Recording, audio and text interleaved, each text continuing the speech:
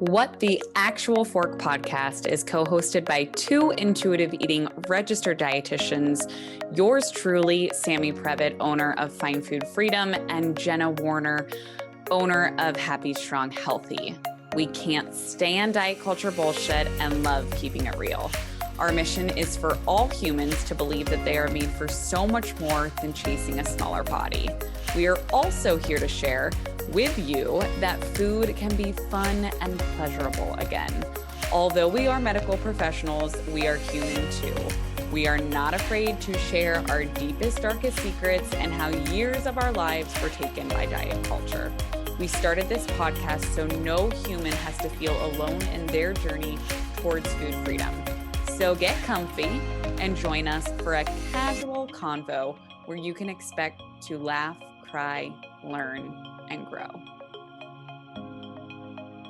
Welcome back to another episode of What the Actual Fork podcast. Today we are super excited for our guest. We had Charlotte Markey, PhD, who is a world-leading expert in body image research, which is amazing, having studied all things body image, eating behavior, and weight management for her entire adult life, about 20 years. She is passionate about understanding what makes us feel good in our bodies and helping people to develop a healthy body image. Charlotte loves to share her body image wisdom with others and is an experienced book author, blogger, and professor at Rutgers. So Charlotte currently lives in Pennsylvania with her son, Charlie, daughter, Grace, husband, Dan, and their dog, Lexi. And for fun, she likes to run, travel, and read, but often spends her free time nagging her kids to brush their teeth or remove the cups and dishes from their rooms. Wow. This is my future, our future. To learn more about Charlotte Markey, you can visit her website at www.charlottemarkey.com or connect with her on Facebook, Dr. Charlotte Markey, Twitter, and Instagram is at @char_Markey, or on YouTube, Body Positivity. And we also talk a lot today about her book, specifically Body Image Book for Boys, because we really have not covered that topic at all. And this book, I think, is her more recent book, and it's been featured very recently in quite a few publications.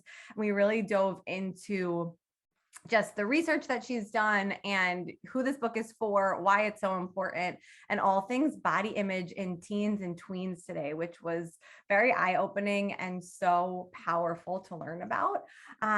So we are super excited for you guys to hear this episode, but we want to do something a little bit different today and rapid fire ask each other before we get into this episode the question that we ask all of our guests, that we hope to remember to ask all of our guests, which is, and Sam, I'm going to ask you first, what most recently, let's say this week, made you stop in your tracks and say, WTAF diet culture? Well, you already know my answer. I know, and I can't wait to hear you say it. But I mean, it's kind of funny. And I don't want to spend too much time on it. Like I said, I put a little TikTok video up about that, is that I don't ever want to give someone my time and energy that doesn't deserve it.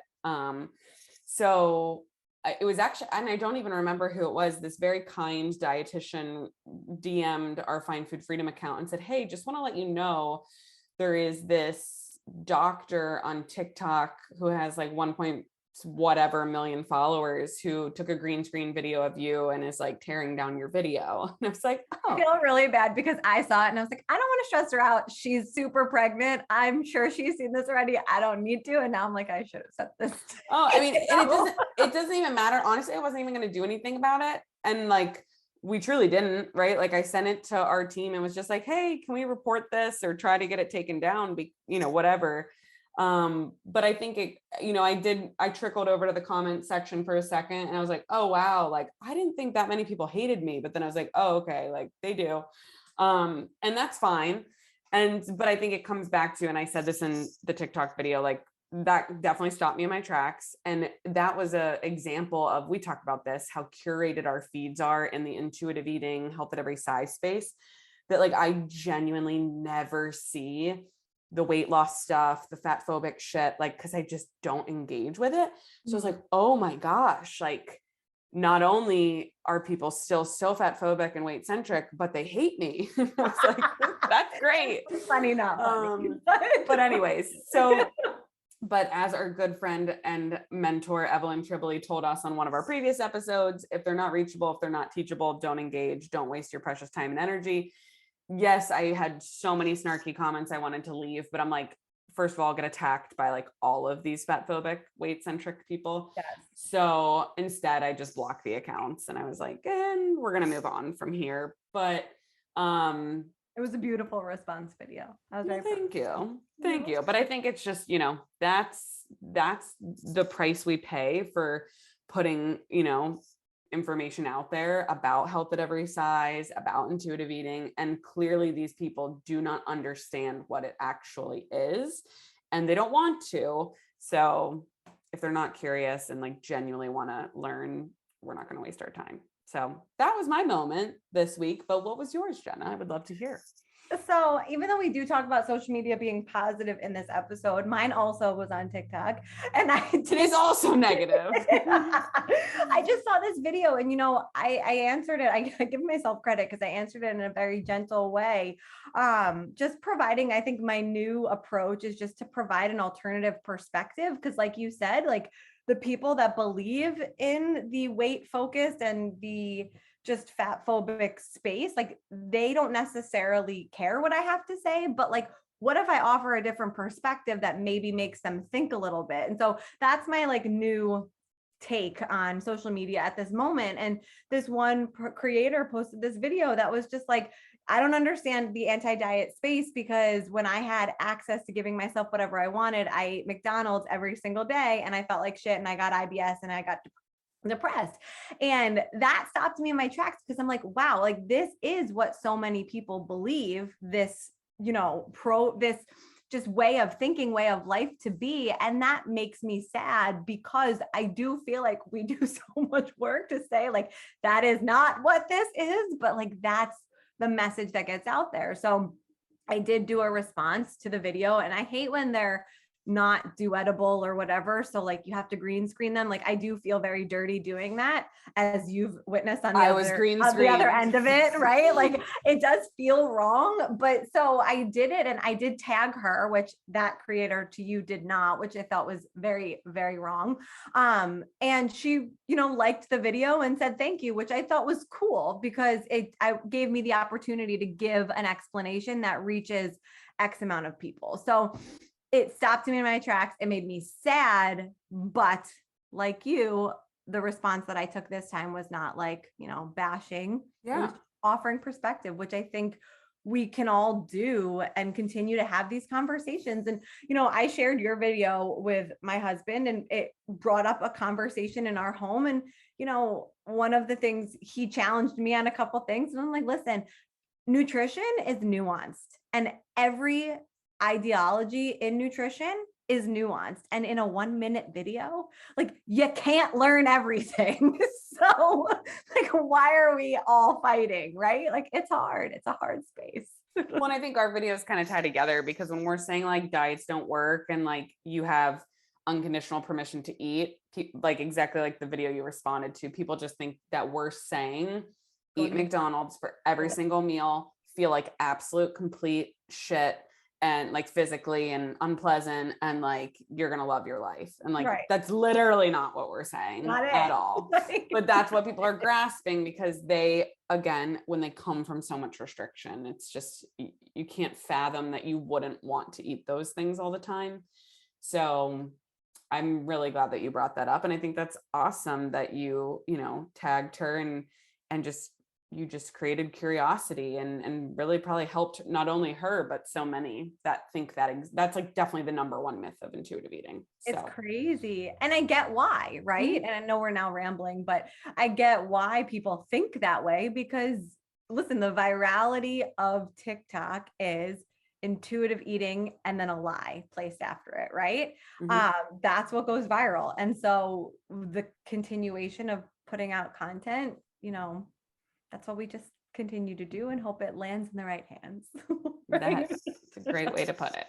So we do talk about social media a lot on this episode. In a positive way. Yes. And if you are a parent, a caretaker, aunt, uncle, have any type of exposure to kids in any way, shape, or form, then this episode is for you. So enjoy our episode with Dr. Charlotte Markey. Welcome back to another episode of What's the Actual Fork podcast. We are super excited for our guest today. We have Dr. Charlotte Markey here today, and we're really pumped because we're going to be covering a topic that we have never touched on before, not even once on this podcast, which is sad to say. But thank you so much for being here, Dr. Markey. Yeah, it's a pleasure. Awesome. So we're going to jump right in because I know Jenna and I have lots of questions, especially Jenna, who has a little son. So this works perfectly for today's topic that we're going to get into. But before we get into picking your brain, we love to start with a very simple question of when was the last time that you kind of got stopped in your tracks by some sort of diet culture article, something you saw, something you overheard that just made you say, like, what the actual fork is going on? And you probably get this like every day, but would love to hear. Oh, that's a good question. Yeah, it does happen every day, right? To all of us. And we stop noticing it because it happens so much. I think when I feel it the most is probably when I'm teaching my students. And I teach a psych of eating class regularly at Rutgers, and we spend time on not just like eating, but body image, diet culture, weight stigma, food policy, even when we have time. So we cover a lot of territory, and the diet culture stuff I think resonates so much. And so when I see them kind of like, oh, wait, have those moments, that's most rewarding to me. That's most exciting to me. One of them showed this really cool video clip in class, our last class, from this new documentary about Abercrombie and Fitch. I don't know if you've heard about it or seen it. And so, yeah, that I didn't know the documentary was out. And the student who brought it in, it got the whole class sort of talking about that era, because that was before they were like, some of them were alive, but that was like before them. So that was kind of a like diet culture, appearance culture discussion that was fun. Isn't it so interesting that the students in your classroom probably know Abercrombie as this like inclusive, supporting brand of all sizes, and they do so much for LGBTQ, but like I remember having panic over like walking past Abercrombie in a mall that most students probably have never been in back in my high school days too. I have not watched that documentary, but I've heard amazing things just about like what they bring to light. Yeah, it's fascinating. I mean, I was actually probably too old for the heyday of Abercrombie. And so like my younger sister, or, like I've seen like a whole almost generation of students now at this point in my career. But there are things that are funny that I get caught, I had to explain to them what an after school special was recently, because I was trying to, explain how like some video clip we were watching was sort of an after school special version of what an eating disorder looks like. And they just all looked at me like, what? And I was like, you know what an after school special is, right? And they're like, no. Oh gosh. So, I mean, the great thing about being around students in their late teens and early 20s mostly is it makes you feel old on the one hand, and it kind of keeps you young on the other hand, because they keep me from, being totally out of touch with pop culture. And that's fun and kind of important for what we do, because so much of pop culture is like what we're trying to deconstruct. That is such a good point that you have. And that I can imagine what that feels like, of being like, I feel really old right now, but you're also keeping me young. Before Jenna asked the next question, I just wanted to like take a moment of gratitude, like hearing you say, when I am standing in front of my students and teaching and talking about diet culture and weight stigma and body image, like Jenna and I always talk about our college experience and how it was just littered with fat phobia and weight stigma and basically giving people eating disorders. So what I would give to have had a professor like you. So I just want to say thank you for the work that you're doing, and it's so important. Oh, that's sweet of you. I think, it's evolved across time though, because some of what I taught not that long ago, I would not teach anymore, and so I think that's something I love about being in an academic setting, is that I do get to keep learning and I do get to keep evolving, and that's like required essentially. But I hope I keep getting better at it in most ways. It's required when you care, right? But like so many practitioners, Sammy and I, or Sammy more so, we had a conversation about this yesterday. Just so many people just don't want to do the work of hearing the other side of the story. So thank you. I want to reiterate what he says. And before I get into our first question, we always do this because we bring on guests that we just want to chat with. But Dr. Charlotte, can you tell us a little bit about yourself? What makes you tick, like your passions, and how you really got to this evolved teacher that you are today? So I guess I went to college and I thought I would be a teacher, and I grew up in a really traditional kind of household actually. So I didn't have really big professional aspirations. I kind of felt like I'd be a teacher and I'd have some kids, and I didn't really think I'd be like a career person. And then in college, I started taking psychology and I really loved it.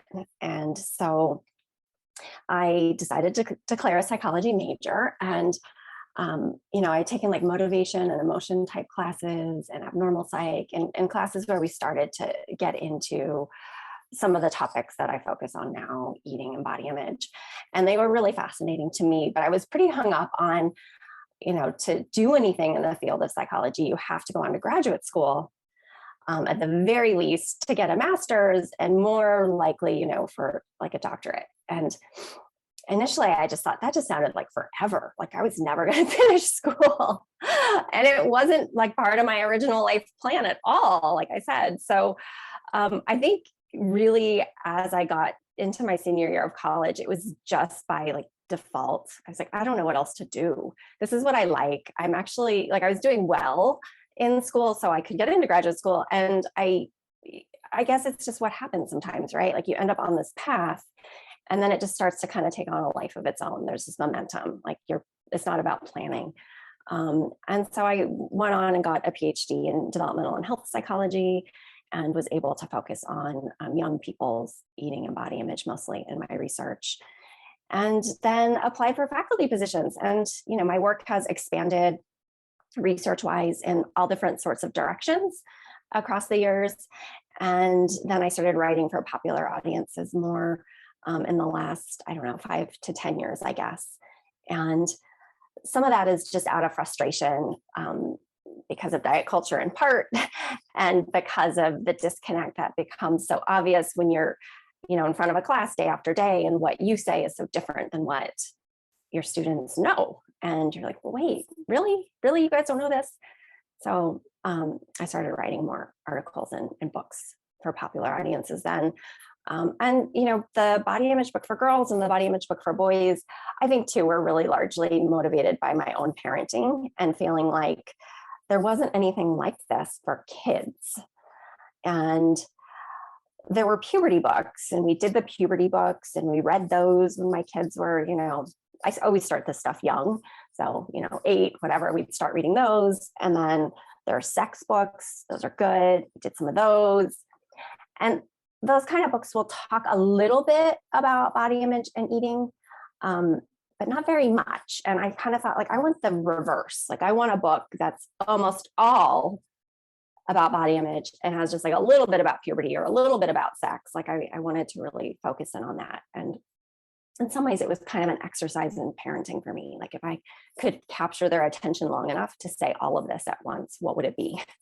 And when I worked on the book for girls, my daughter was about 11 when I was writing, and she actually did some of the first edits for me. So she was really into it at first. She really liked to like correct me and tell me what was confusing and cross sections out when it got to like academic. So it's been good to have like people in my house that are about the age I'm writing for. And I don't know, it's been a really rewarding part of my career these last few years, I think. As a mom of a almost 16-month little boy, like I can't even imagine these conversations.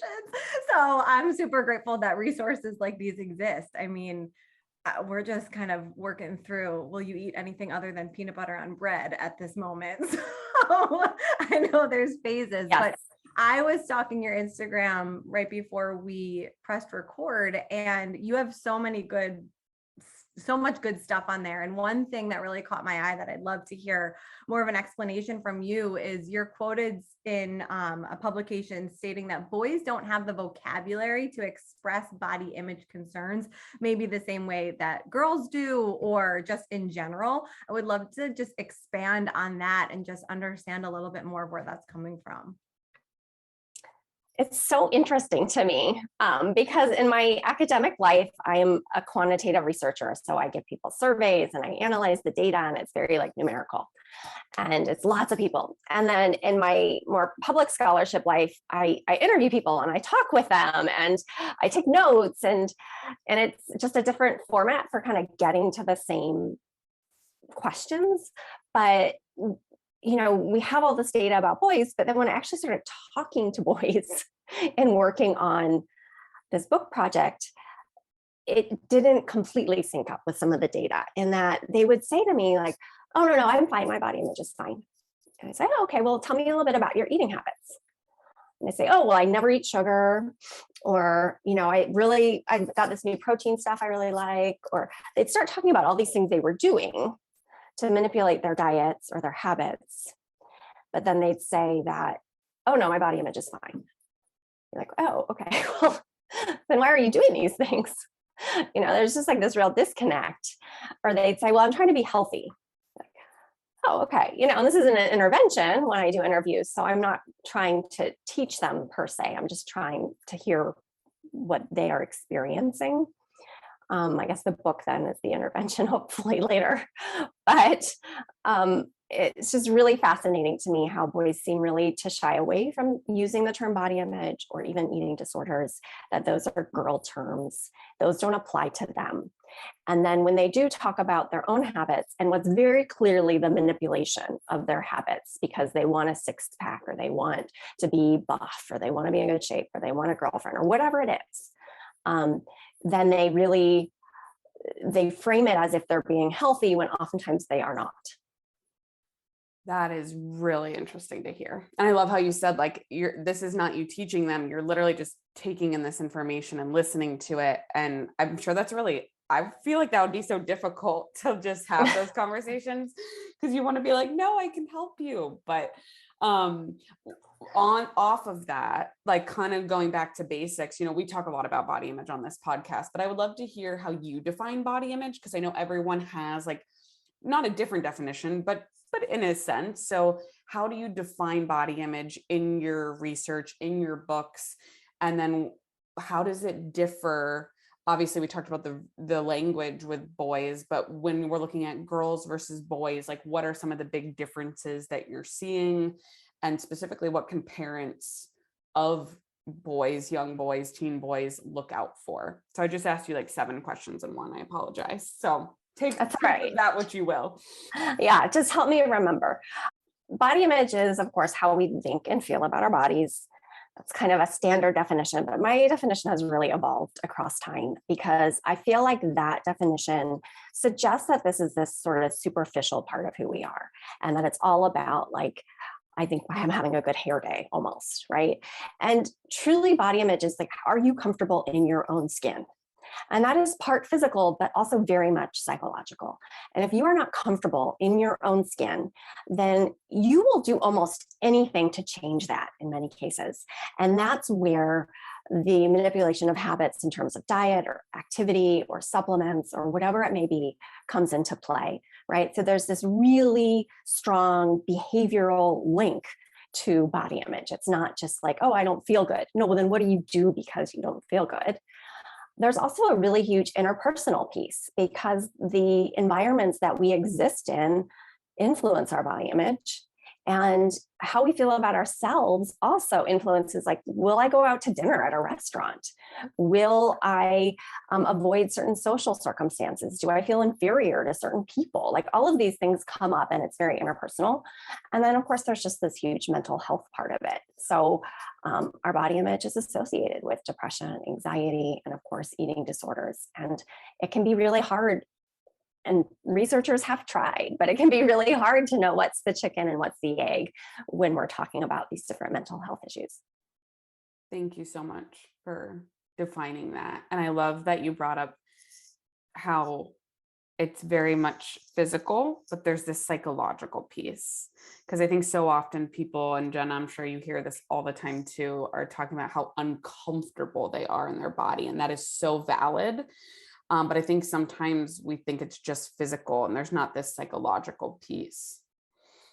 Yeah. And then you wanted to know girls versus boys. And, girls still focus a lot on weight loss. I know you know this better than anyone. It's not their only body image concern, but that, if I had to pick one thing, I'd say girls want to be smaller usually. And boys do not want to be smaller usually. There's, of course, a great deal of variability in boys and men's experiences, but they want to be muscular. And so that's a real difference. And that's why, in part, the research on boys has lagged behind girls, because there was no body image research essentially before the 1980s. And that early work started right alongside the eating disorder research. And that eating disorder research focused completely on girls. And it was all about girls who want to be thin. And when we started asking boys those questions as researchers, boys would say, like, no, I'm not worried about losing weight. And then people thought, oh, well, boys are good. Boys don't have any problems here. Like, this is a girl issue. And then when you start reframing the questions and you start getting at more of the, like, well, are you comfortable with yourself? Are you comfortable in your skin? Then it looks like basically everyone's suffering. Boys, girls, men, women. But it has to do with kind of what questions are you asking?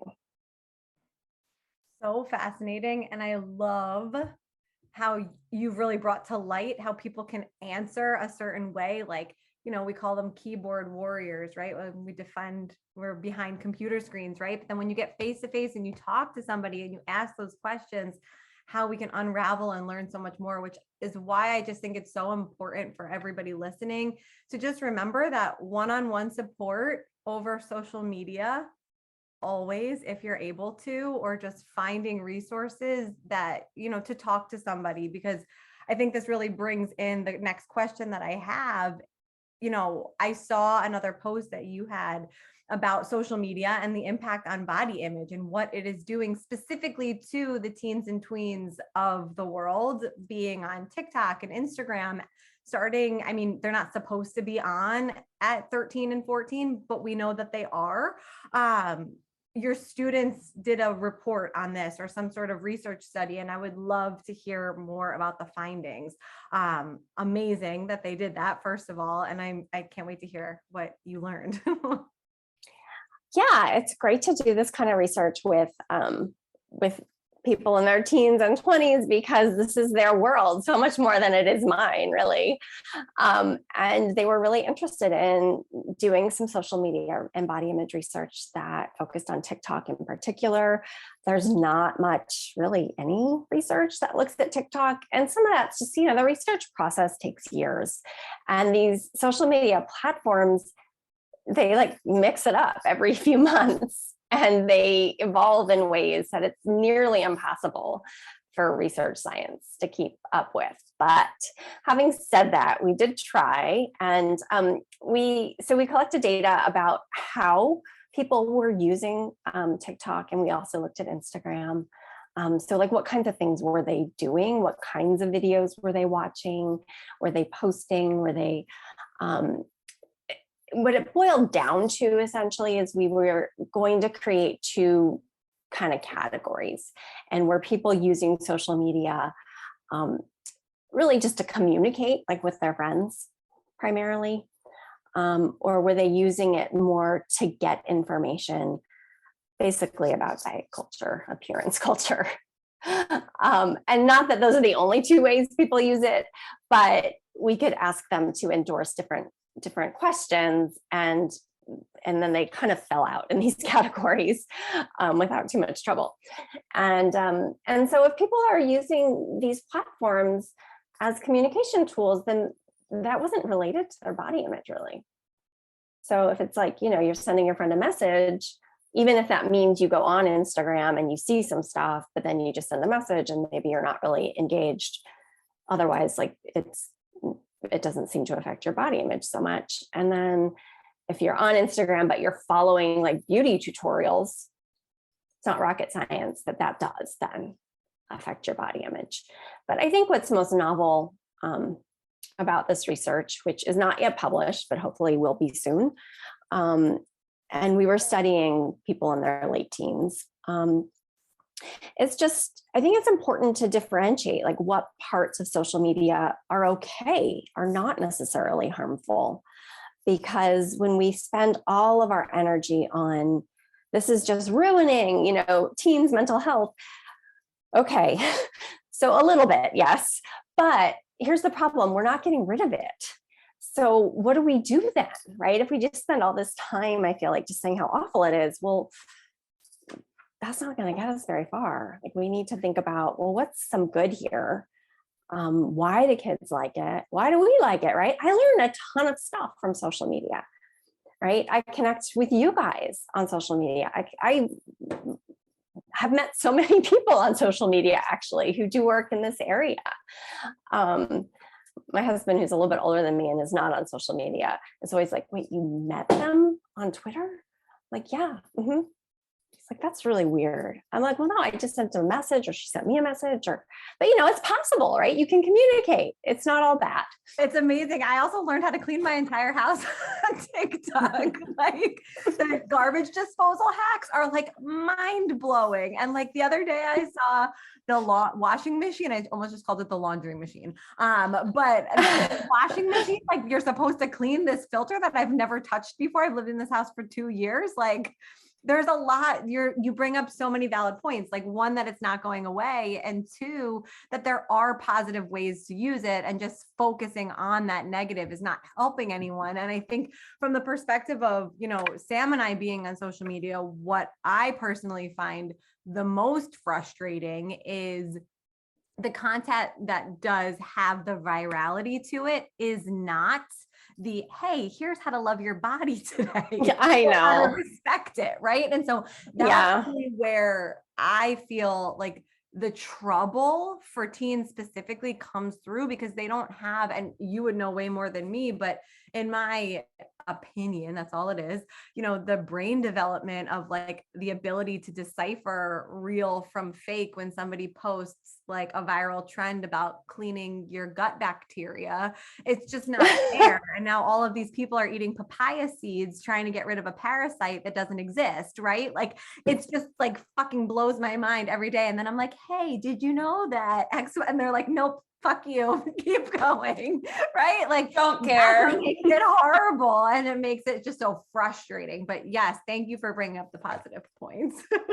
Well, I will commiserate about the negative points though, too. Yes. And I mean, part of it is I feel like I'm just, too old for like a lot of social media. You are not. That is not true. That is a limiting belief. Possibly. I mean, I am in my late 40s, and that feels really old some days. But, some of it too is my frustration is similar to yours, where it's like, I am just going to provide content that's actually evidence-based, and that's not super sexy always. And so, you're just not going to go viral unless like you have like you said, this cleanse will bring you big muscles or whatever, like, something that makes no sense at all. And that can be really frustrating when you're trying to do work in public spaces and you're trying to be like, hey, listen, no, I know something that's important that I want you to know. And people don't always care. But I really do love that you brought up like focusing on the positive, because I think Jenna and I are definitely guilty of like always talking about like the negative aspects, but then like reflecting that like our organizations, our businesses, our podcasts, like everything exists because of social media. Like we would not have virtual practices without it, realistically. And that right there is so powerful, because think about every client we've met with, every person we've touched, every comment that you get that says like, your content has helped me make peace with my body, or, you know, whatever it is.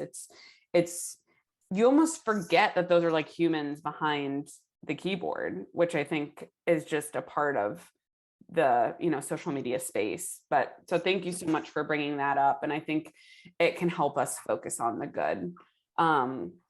So we talked about how social media can kind of influence body image, but, you know, when we're working with clients, another big influence on body image is parents, right? Yeah. So as somebody who's due any minute with a child. Oh, congratulations. Thank you. And Jenna has her little boy at home. We would love to hear from you, like in your research, like how do parents influence their kids' body image? And for any parents, potential parents, people that one day want to be parents, what can they do? Obviously, they can't fully, you know, shelter their child or control the body image. So that's important. But what are some tips and tricks for them as well? There are so many things. And I think, you know, first of all, do no harm, right? And that may seem obvious, but it can be really hard sometimes to not say to your child, you're leaving the house in that, as they get older, right? Like there are so many things, moments where you feel like, oh my God, I am becoming my mother. Like, you know, you start to say something, you have to really be careful. Or even just like, what are you eating? You can't eat that, or you can't eat now, or, you know, there are these things that you think you'll never say, but as the parent, you want some control over these people you love more than anything in the world. And you want to make sure that they're doing what's good for them. And that sometimes manifests in ways that you don't mean it to. And you sometimes say things you don't mean to. And so you have to be really careful, I think, about that, and walk it back then when you do say it, right? So when you do say like, no, you can't possibly still be hungry, right? Then you have to walk it back and say, okay, I'm sorry, I'm just frustrated because I just made dinner and you didn't eat it, and now you're hungry and now you keep eating, right? Or whatever it may be. And of course, if you're hungry, you should eat. I'm sorry, you know, you just caught me in a mood, or whatever it is. And then I think it's really important too to model, you know, having a healthy relationship with food and body. And that can be really hard too, because all of us were brought up in diet culture, and a lot of us have some of our own issues that maybe we've worked through even like 90%, but there's still that 10% that lingers. And it's an uphill battle to get through that 10% in our culture. And so I think it's really important to, you know, not restrict your eating behaviors in front of your kids, to not adopt, you know, diet trends or things like that in front of your kids, because then they learn that that's normative. You know, there's a lot of good resources out there now about intuitive eating and trying to get kids to just be really in tune with their own bodies. And I think that can be really valuable in terms of thinking about how we feed our kids. So many of us grew up in the, you know, clean plate club of you can't get up from the table until you finish your whole meal, or you can't have dessert until you finish your vegetables. You know, all these things that we now know that were just probably really maladaptive. And so we want to try not to do those things and to set a good example. And, you know, to treat food as, you know, a wonderful thing that's nourishing psychologically and physically. And that doesn't have to be a source of angst. And, you know, my kids are still teenagers, so I don't know if I've like done it yet, but it seems a lot of days like I do, like it's going well right now. And it's amazingly gratifying to watch them after all those years of, you know, not forcing them to eat broccoli or whatever, to like discover they like Brussels sprouts on their own, or to make a cake and then just have a little of it because that's all they feel like, and it's like not a big deal. So it's possible, I think, to raise kids to have really healthy relationships with food and body, but it almost means doing the opposite of probably how most of us were raised. So being a parent is just like this wild ride. Thank you for sharing all of that. I mean, I personally in my own life, like I really remember being raised in like a very food positive home, and I still got fucked up with my relationship with food. So mom and dad, it was not your fault. And I am super grateful for all of those lessons. And I think, I think this is really a great time where talking about your book comes in, because maybe if I had had a resource like that to read when I was younger, some of those boundaries or reminders would have popped up in my head when I was off on my own, which was when my issues really began, like those college years. But because we're talking about teens, we would love to hear more about your books, where people can find them, and just any more details about those you'd like to share. Yeah, the Body Image Book for Girls and the Body Image Book for Boys are both now out. You can get them anywhere, Amazon, bookstores.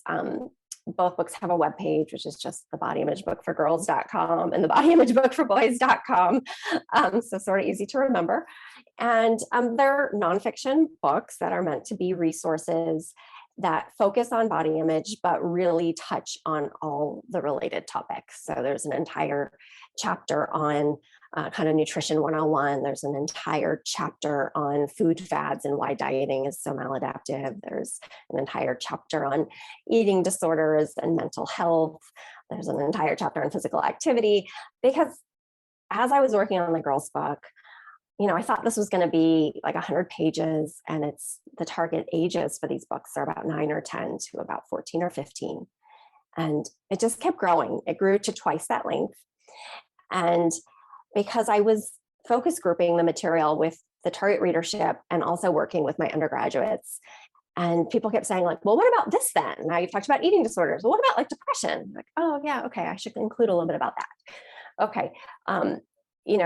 So it just kept growing. And I think it's kind of a mental and physical health guide in many ways. And sort of the connecting thread throughout the topics is body image. And I should say too, we've made a really huge effort, me and my whole publishing team, to make these really accessible for kids. So they're illustrated, and it's not just like information that's, facts. There's stories from other kids in terms of their experiences to try to sort of drive home how normative concerns about these issues are and how people sort of deal with their own concerns. There's Q&A, questions from real kids with evidence-based answers. There's myths and beliefs throughout it. So like kind of a lot of them are diet culture myths and debunking them. So there's a real effort to make it super easy to read in little bits here and there. That is awesome. And do you recommend with like parents and kids like going through this book together, or is there like, I don't know if that's a silly question, but is there a way you recommend like best going through this information with your teen or child? Yeah, I mean, in a perfect world, like I would just give one to every household, and parents or whoever was a guardian or even an older sibling or something would sit with their kid at 10 at the latest and go through this information, because I think everything in there is important for people to know. If your kid's older, they're not going to want to do that with you. By the time you hit 13, you're probably on borrowed time in terms of those kinds of like reading at bedtime or whatever. And sometimes then it can be really, really effective just to leave these books, on your kid's bed. That's what I like to do. And they'll say they're not going to look at it. And then you'll hear from like one of their friends' moms that they were like giggling over the pictures, or they were most definitely looking at it. So I think there's not a right or a wrong way. I think in my mind, what's so important is that young people have evidence-based information, and that we don't just let them have access to only social media, only the internet, where they can't always tell truth from just made up crap. I love that. And just normalizing. You've said the word normalize a lot, and I love that. So I feel like when we normalize something, it removes the shame. And I think having these conversations is so, so powerful. So for anyone listening, obviously they can get your books on Amazon, where books are sold. And then if they want to learn a little bit more about you, where is the best place on the internet for them to find you? Yeah, they can go to the book web pages and they can find out more about me there. And that links to, I think, my profile on Rutgers webpage and all that. I'm not hard to find. So perfect. And we will put all those links in the show notes for our listeners. And just thank you so much for being here, Dr. Charlotte. Yeah, of course. Anytime. Guys, thank you so much for listening to another episode of What the Actual Fork Pod. We know there are a lot of pods out there, and we are so grateful that you are here listening with us. If you enjoyed this episode, please be sure to subscribe, like, share with all your friends and faves, and follow along with us on social at What the Actual Fork Pod. We promise to continue to bring you the hottest topics, greatest guests, and the most fun you can possibly have while fighting diet culture bullshit. We love you, we appreciate you, and we will see you next week for a lot more fun.